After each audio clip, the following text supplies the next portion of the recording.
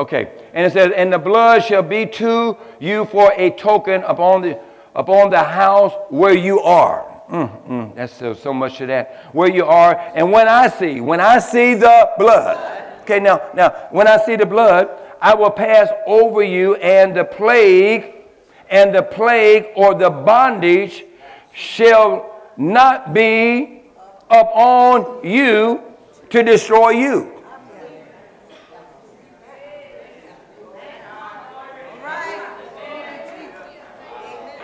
See, the problem with being a teacher, I'm not a preacher, so the problem with being a teacher is, you know, you can get stuck on words, and you can get stuck on revelation, and you just can't just go on and preach this thing because there's so much energy you want to get people really to understand it.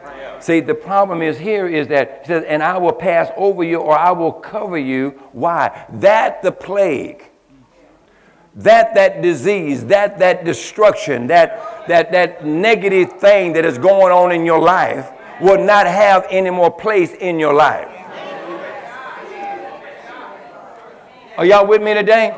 Look what it says here. And it shall not be upon you and you to destroy you when I smite the land. Because I'm going to tell you something. God's desire and plan is to smite everything negative in your life. Everything that is going contrary to the plan and the purposes of God in your life, because God wants you to be a trophy for Him. He wants His kingdom to be exalted in your life. But if I get in the way and I don't obey, here's God, okay? Here's God. They've been crying for deliverance. They need a breakthrough. They want to get out from underneath the bondage of the Pharaoh and underneath Egypt. And then God says, okay, I'm going to send you a deliverer. His name is Moses. Now, I'm not up for debating. We ain't going to vote on who he is. His name is Moses, and he's coming. And you might not like him or whatever the case is, but he's still going to be your deliverer. The problem is with some people is that God sent them a deliverer. They didn't know how to receive him. Therefore, they walked away from the very thing that God sent them. Well, I don't like the way they talk this or that, but you know, okay. Then Moses comes. And then through God using him to be a deliverer, brings 10 plagues. Come on.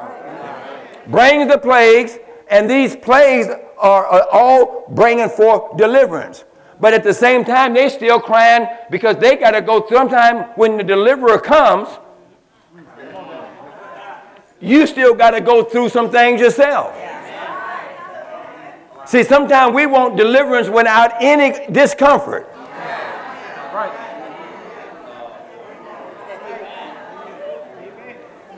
So as soon as we start thinking that we got discomfort in our life, we got some things not going the way we want it to, then maybe this must not be God, because we want a painless religion.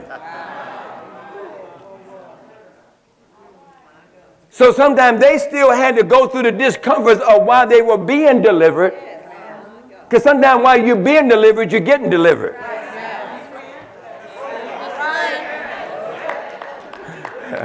That helps. Somebody get that later on. I got to hear. Woo!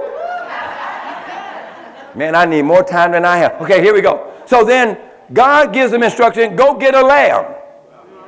And I don't want it to be an imperfected lamb. I don't want it to be a cheap lamb from Walmart. I don't want you to go and get one from someplace else.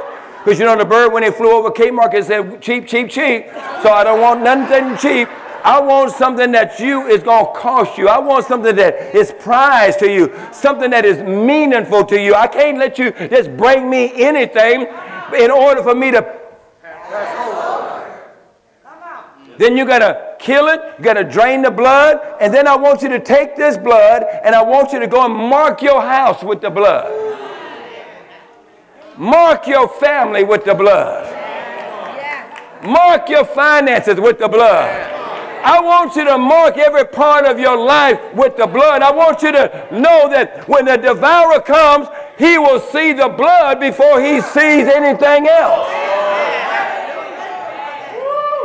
And the blood, when I see the blood, and I know this is a substantial sacrifice for you and your family, because you put your whole commitment in that one little lamb that when it grows up, it was going to bring a producer for you. But I'm demanding that lamb in order to be able to pass over. And my deliverance is in my passing over, because now while I'm passing, I'm going to cover. But I can just see some Christians today, well, I don't think that's the way God wanted it to be.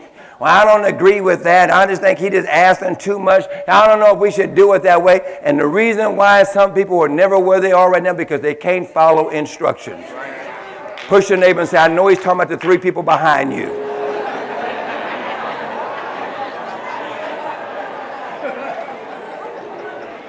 Being able to follow instructions. In order for God not to pass through your house, because the death angel came to destroy those who were in rebellion. Do you know, watch this here, do you know the Passover was not just for the Jews? Now I done jumped out here a little deep for some of y'all.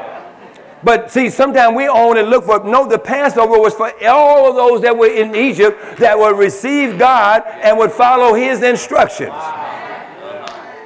The same God that was willing to deliver Egypt and deliver all of them is the same God that wants to do it today right now.